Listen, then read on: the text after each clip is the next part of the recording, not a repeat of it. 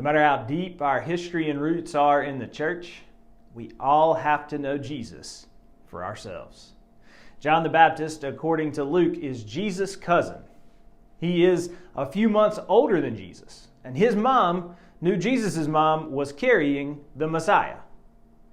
John baptized Jesus in the River Jordan and was present for the heaven-rending announcement of Jesus as God's Son.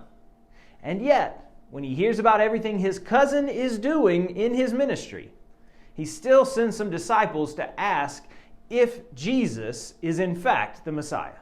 And Jesus' response to this question is not anger or sarcasm or disappointment with his cousin.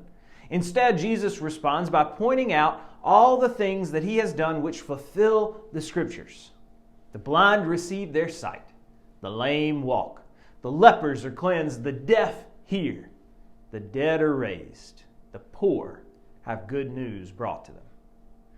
Those should all sound familiar from our passage from Isaiah yesterday, and they would have been familiar to John as well.